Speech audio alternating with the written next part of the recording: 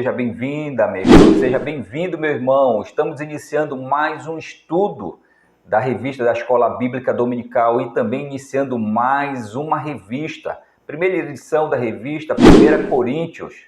Façam tudo com amor, decência e ordem, cujo tema da lição é Unidade e Sabedoria de Deus.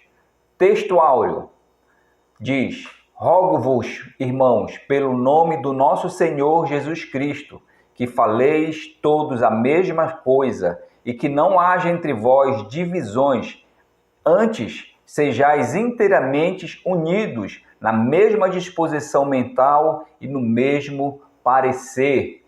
Está lá em 1 Coríntios, capítulo 1, versículo 10.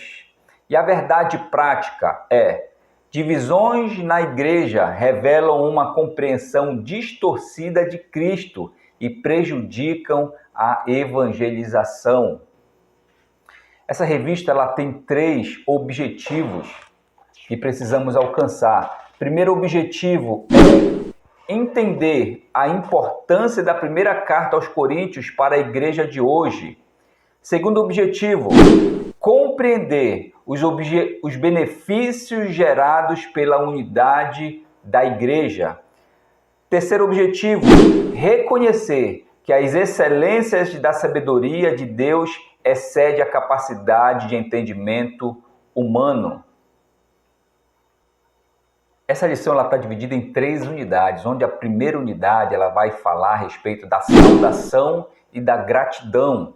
Paulo ele vai saudar agora os crentes de Coríntios em sua carta. A segunda unidade vai tratar a respeito da unidade e divisão. Vai começar a tratar a respeito dos problemas que ali eles estavam vivendo. E a terceira unidade vai tratar a respeito da sabedoria divina. Paulo vai falar agora da sabedoria divina, que excede todo entendimento humano. A introdução da revista, ela vai falar da autoria da carta de 1 Coríntios.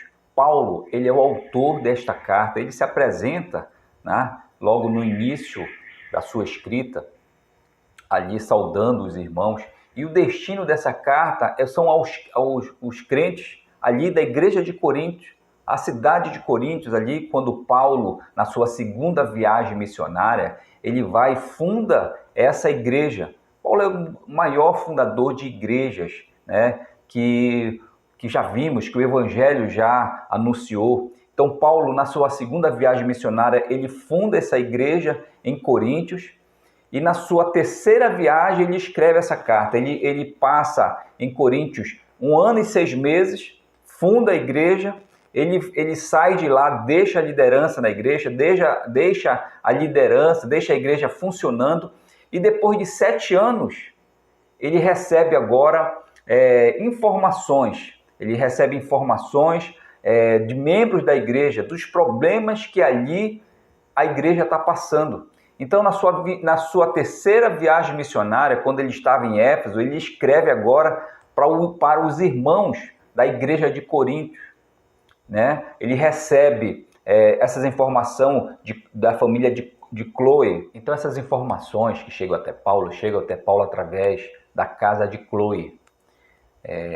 Os problemas que ali Corinto estava passando eram diversos, mas alguns são apontados com mais veemência nessa carta. Tem vários os assuntos a ser tratados na carta de 1 Coríntios, mas o eixo central dos problemas tratados por Paulo ele está com relação à divisão da igreja, com relação à sexualidade, com relação também à ordem do culto, os dons espirituais e também com relação à ressurreição.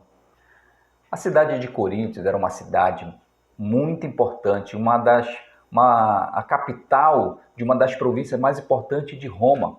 Coríntios era um centro comercial onde se chegava por terra, se chegava por mar e havia mais de 500 mil habitantes. Então era um ponto de acesso para o evangelho muito importante, porque as pessoas que chegavam ali naquela cidade iam para vários outros locais e poderiam estar levando, compartilhando o evangelho junto consigo. Mas era um grande desafio também para Paulo, né, para o evangelho se propagar, visto que a cidade é uma cidade politeísta, muito pagã, né? Havia mais de 12 templos, e o templo mais conhecido ali era o templo de Afrodite, onde havia mais de 1000 sacerdotisas, prostitutas, que faziam a cultuação aos seus deuses através de muita promiscuidade e sexualidade.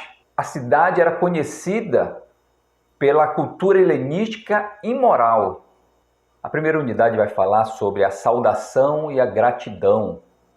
A saudação e a gratidão que Paulo estabelece na carta em 1 Coríntios é algo comum da época, do século. Todas as vezes que escreveu a carta, ele saudava as pessoas a qual estava sendo direcionada a carta, aquele que estava escrevendo identificava-se na carta e ali, no mesmo momento, já já desejava os votos, né?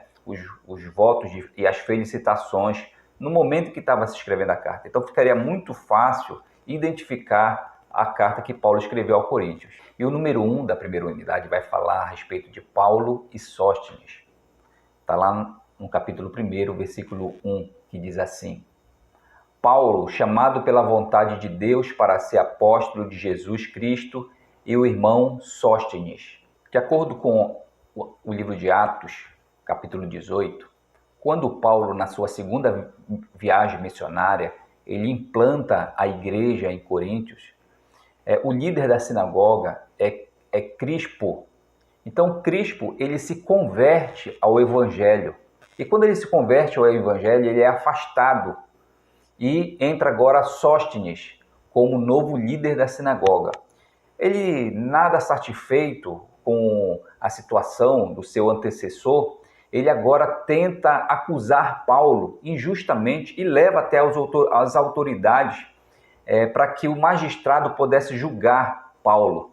Então, o magistrado, avaliando a situação, a autoridade do local avaliando a situação, e diz que a acusação é uma questão interna para ser resolvida entre os próprios judeus. E agora os judeus, não satisfeitos pela injustiça promovida por Sóstenes, se juntam, pegam Sóstenes e aplicam uma surra, espancam Sóstenes. E com o passar do tempo, agora Sóstenes ele é alcançado pelo Evangelho. Ele se converte ao Evangelho. Ele passa a ser agora, juntamente com Paulo, né, proclamador do Evangelho. Ele é o auxiliar de Paulo em suas viagens. E agora Paulo, quando escreve aos Coríntios, ele anuncia que Sóstenes está junto com ele nessa empreitada. E os habitantes ali de Coríntios, todos eles conheciam Sóstenes como o líder da sinagoga. Agora ele é conhecido como ex-líder da sinagoga convertido ao Evangelho. O número 2 da segunda unidade vai falar a respeito dos santificados e santo, que está lá no versículo 2 do capítulo 1, que diz assim: A igreja de Deus que está em Corinto, aos santificados em Cristo Jesus, chamados para ser santos, com todos os que em todo lugar invocam o nome do nosso Senhor Jesus Cristo, Senhor deles e nosso.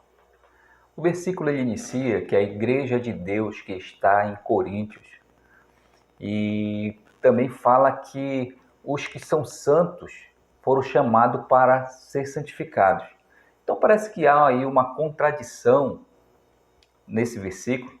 O comentarista da revista ele vai dizer que a igreja de Deus que está em Coríntios, ela pertence a Deus.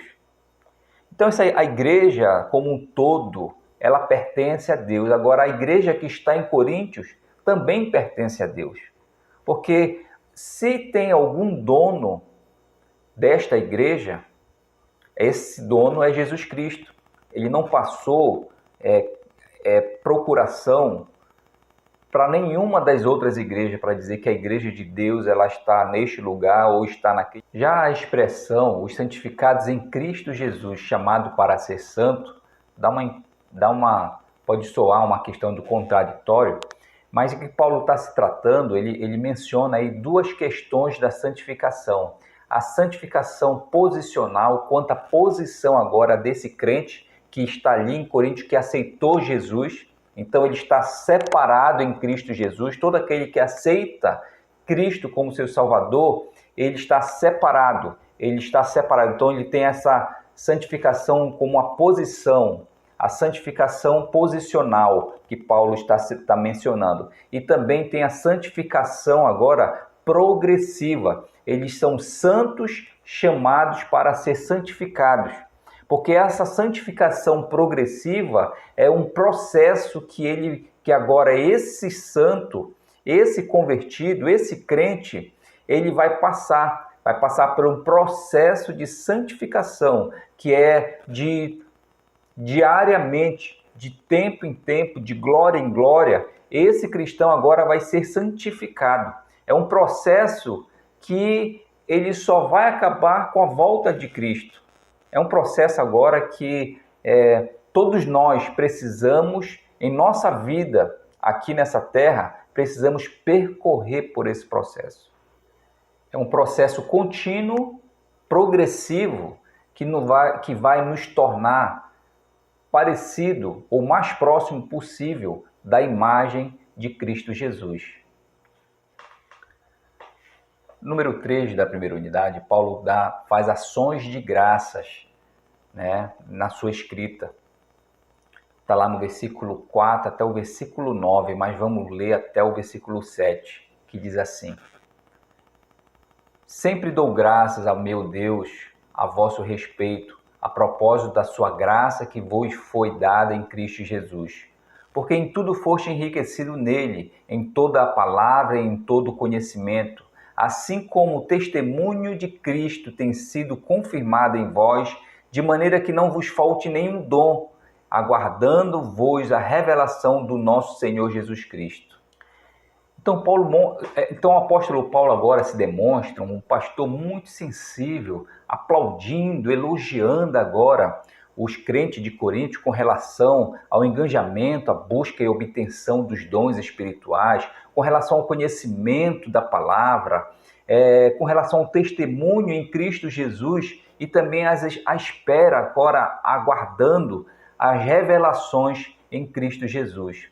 Se não fosse esses primeiros versículos aí que a gente leu, a gente vai se deparar nos versículos posteriores com sérios problemas de uma igreja que estava passando, onde agora Paulo vai escrever a eles para tentar corrigir, para tentar resolver esses problemas.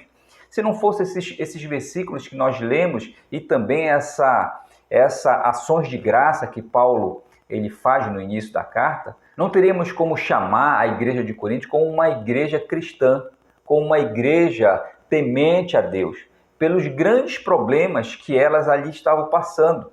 E a gente vai ver cada um deles no decorrer da lição e principalmente no decorrer de toda a revista. Agora, esses problemas que lá, na época, a igreja de Corinto passava, são problemas também recorrentes aos nossos dias. Problemas com relação à sexualidade, também existente em nossos dias. Problema com divisão que eles passavam, também existente em nossos dias. Problema com relação ao alimento consagrado, também recorrente aos nossos dias. Problema também com toda sorte de problema que existia na época em Corinto, temos que trazer para os nossos dias e tirar proveito disso. A segunda unidade vai tratar a respeito agora da unidade e divisão. O problema da divisão, da dissersão que estava acontecendo ali na igreja de Corinto, que ela é levada até Paulo através da irmã Chloe. E Paulo, quando vai tratar desse problema, ele não diz que chegou uma informação anônima até mim e agora vim trazer aos irmãos. E também não diz que é uma fofoca. Ele trata realmente, ele dá nomes realmente a quem está levando a informação e elogia agora essa informação trazida pela irmã Chloe como uma irmã zelosa, que está preocupada com a situação que se encontra a igreja, porque ela estava passando por disseções, por divisões, por partidarismo com relação aos membros dessa igreja. Paulo ele vai apresentar agora um modelo claro e transparente de como lidar e resolver com os problemas que se apresentam ali, tudo com muito zelo e responsabilidade, a forma que deve ser feito mesmo. Mas precisamos reconhecer que se não fossem esses problemas ali na igreja de Corinto, nós não teríamos ali todo um tratamento que temos que trazer para os nossos dias. Todo um tratar que Paulo age ali na igreja de Coríntios, que hoje nós trazemos e devemos trazer para nossas congregações, para nossas igrejas. E também com relação à disciplina da igreja, o casamento e a ética cristã. Tudo isso Paulo tratou em Coríntios. Então Paulo agora na sua carta ele vai começar a tratar. A revista ela vai dizer lá no número 1 da segunda unidade e o número 2, vai tratar a respeito de que Paulo ele está incentivando agora essa unidade. Que essa unidade ela está sofrendo risco. Estão querendo... estão no maior divisão, no maior racha agora entre a igreja, e Paulo vai incentivar essa unidade e vai tentar tratar justamente a questão dessa divisão e esse racha que existe ali na igreja. Está lá no versículo 10 em diante, que diz assim: Rogo-vos, irmãos, pelo nome do nosso Senhor Jesus Cristo, que faleis todas as mesma coisa e que não haja entre vós divisões, antes sejais inteiramente unidos na mesma disposição mental e no mesmo parecer. Pois a vosso respeito, meus irmãos, fui informado pela casa de Cloe de que há contendas entre vós. Refiro-me ao fato de que cada um de vós dizer, eu sou de Paulo, eu sou de Apolo, eu sou de Cefas, eu sou de Cristo. Então Paulo, ele não faz simplesmente um pedido, ele roga, ele diz, rogo-vos, irmãos, né? Em nome do Senhor Jesus Cristo. Então ele faz um apelo, ele diz, eu apelo ao nosso Senhor Jesus Cristo, que vocês falem a mesma linguagem, tenham o mesmo entendimento, tenham a mesma compreensão e entendimento do Evangelho. Então Paulo agora ele está apelando aos irmãos de Corinto para que ele venha ter a união entre eles, a unidade entre eles, para que fale a mesma linguagem.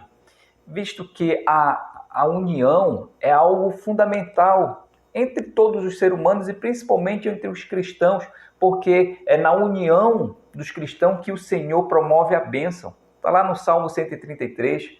E também o livro de Atos vai dizer que enquanto os irmãos viviam em união, viviam em comunhão, o Senhor ia acrescentando agora os santos no meio deles. O Senhor dava o crescimento à medida que eles estavam unidos em um só propósito.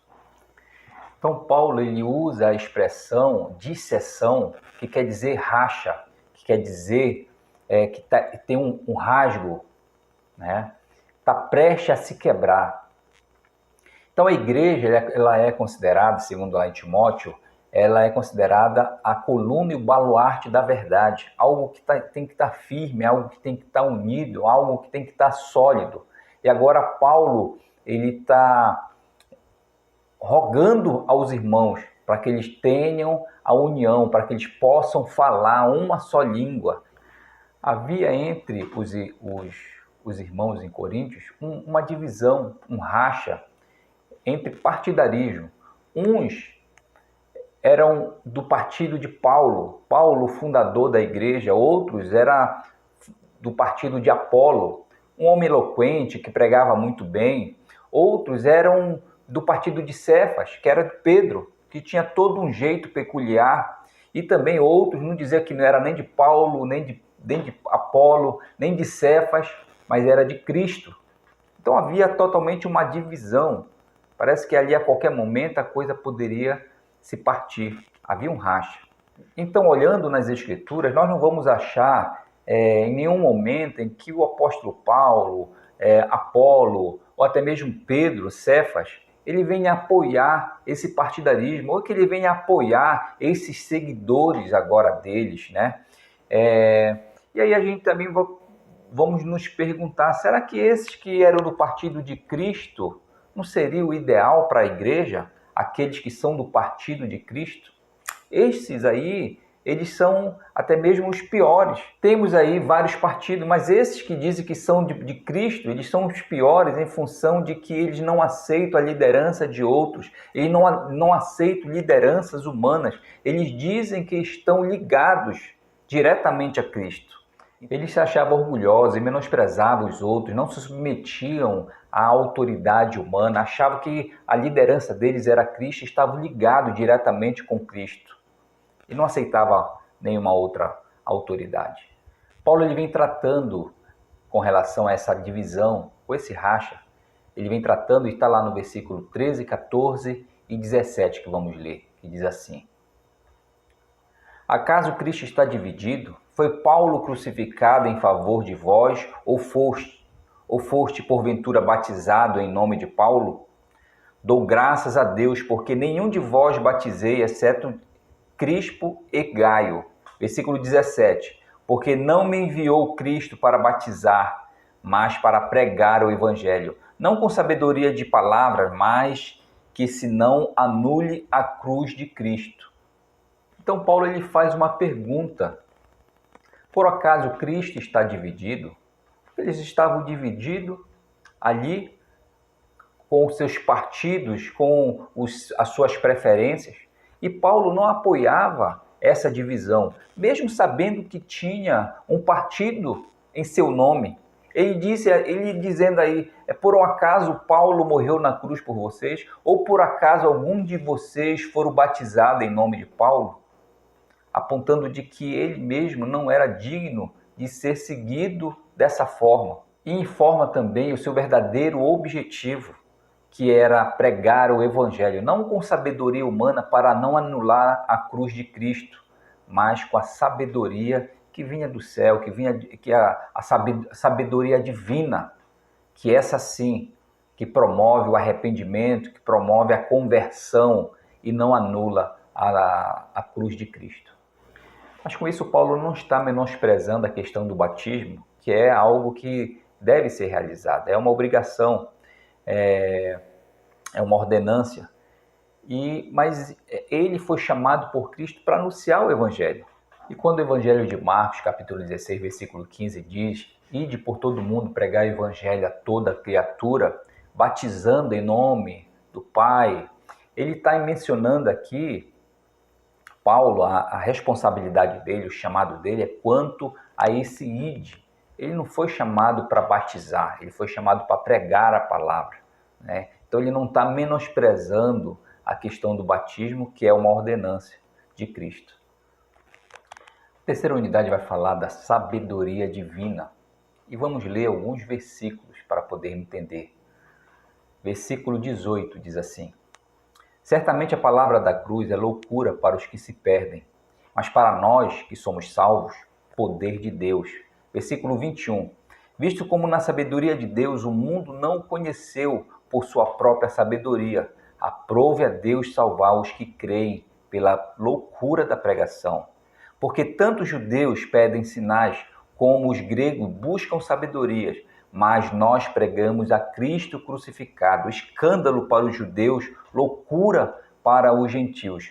Mas para os que foram chamados, tanto judeus como grego, pregamos a Cristo, poder de Deus e sabedoria de Deus. Porque a loucura de Deus é mais sábia do que os homens, e a fraqueza de Deus é mais forte do que os homens. Então, o objetivo de Paulo não era fazer seguidores dele, promover agora o nome dele, mas o objetivo de Paulo era pregar o evangelho, e pregar de forma simples, de forma clara, para que não houvesse sabedoria humana, não usando de sabedoria humana, mas usando simplesmente a palavra de Deus, a questão de Jesus na cruz do Calvário. Então esse era o sentido da pregação sempre de Paulo, pregando Jesus na cruz. E a própria palavra, ela iria fazer o seu efeito. A própria palavra iria promover agora a salvação. E a palavra pregada, ela estava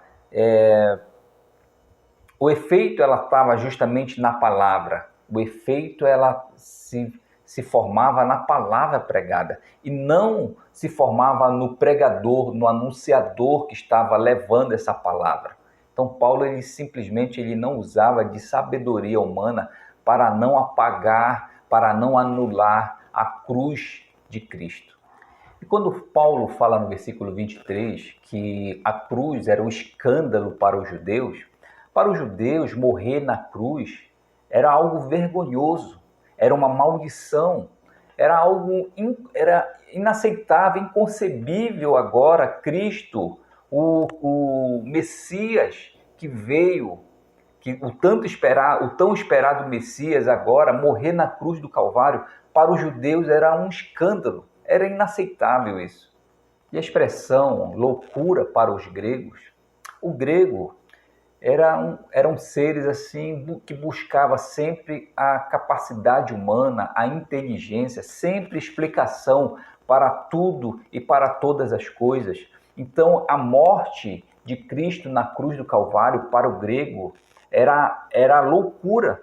Não se compreendia isso, não se tinha como explicar a morte de Jesus Cristo na cruz do Calvário, que iria trazer agora a libertação, que iria trazer agora a salvação. Na cabeça do grego, do gentil, né? Principalmente do grego, que eram os pensadores da época, os sábios da época, eles que buscavam sempre a compreensão, o entendimento, a explicação de tudo, era loucura, não se compreendia isso. E Paulo pregava com essa simplicidade. O tema central da pregação de Paulo era Cristo crucificado na cruz do Calvário, de forma simples, de forma direta, e isso era loucura para os gregos e um verdadeiro escândalo para os judeus.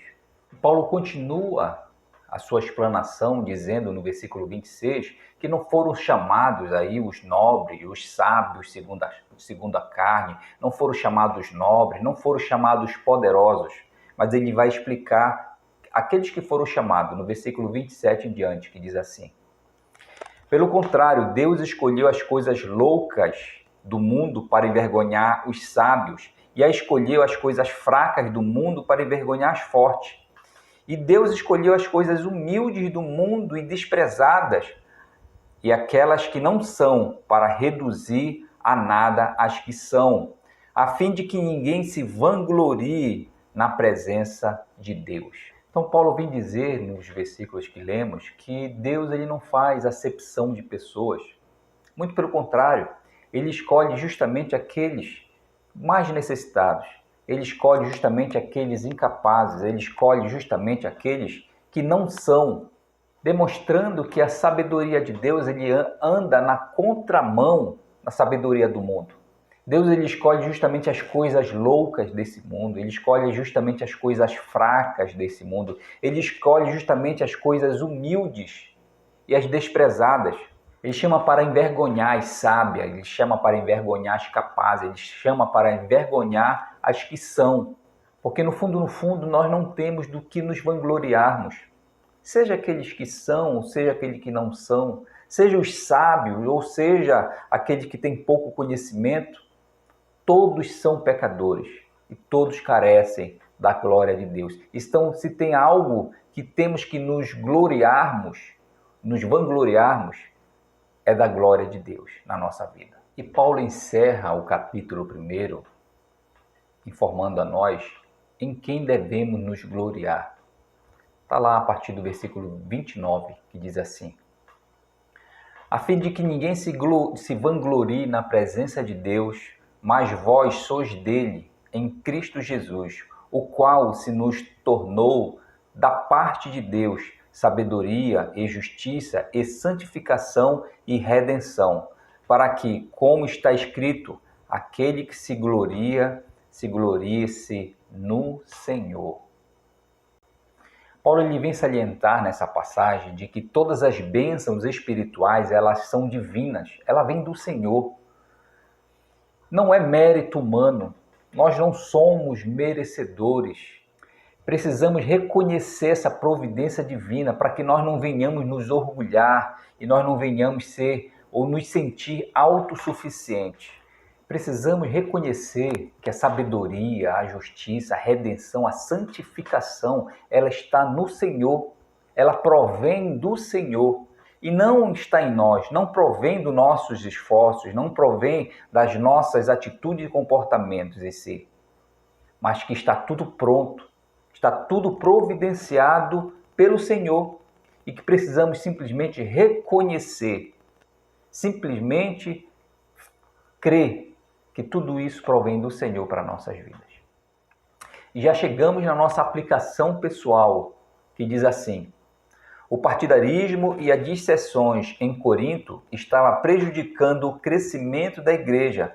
Do mesmo modo, nos dias atuais, o mau testemunho atrapalha a aceitação do evangelho. Então essa dissensão, essa divisão, esse racha que acontecia na igreja de Corinto, ela prejudicava o próprio crescimento da igreja. Porque o Senhor nosso Deus, ele não opera onde há contenda, ele não opera onde há divisão. Ele vai dizer lá no Salmo 133 que ele acrescenta as bênçãos quando há essa união. Ó, quão bom e suave que os irmãos vivam em união, já dizia também um salmista. Então, Deus ele vai acrescentar, vai fazer crescer a igreja, crescer na graça, crescer no conhecimento, crescer no amor. E aí as pessoas vão se converter em função dos nossos testemunhos, em função das nossas atitudes, dos nossos comportamentos, trazendo para o nosso dia, trazendo para os dias atuais. Então também essa união, também agora o promover de Deus na nossa congregação, na nossa igreja, na igreja, no corpo de Cristo, com relação aos nossos testemunhos, nossos comportamentos agora, essa união com os irmãos vai promover o crescimento, porque as pessoas vão ver lá fora os nossos testemunhos, nossas atitudes, nossos comportamentos, e isso vai fazer com que as pessoas venham para também obter isso que precisamos anunciar, compartilhar, precisamos contagiar as outras pessoas com um bom testemunho de Cristo em nossas vidas. E com isso concluímos o comentário da primeira lição da revista 1 Coríntios. E se de alguma forma você, querido professor, querido coordenador, querido aluno da Escola Bíblica Dominical, foi acrescentado, contribuiu de alguma forma para você, que você possa compartilhar com os irmãos, compartilha com aquele que gosta de aprender um pouco mais da palavra de Deus. E você, meu irmão, minha irmã aí, que também nos prestigia, tá? Que Deus possa nos abençoar, que Deus possa nos dar aí uma jornada feliz aí nessa série de lições que vamos ter aí pela frente. E que o Senhor possa sempre estar com as suas mãos potentes, estendida para nos abençoar, nos proteger e nos guardar. Essa é a nossa oração que fazemos em nome de Jesus. Amém.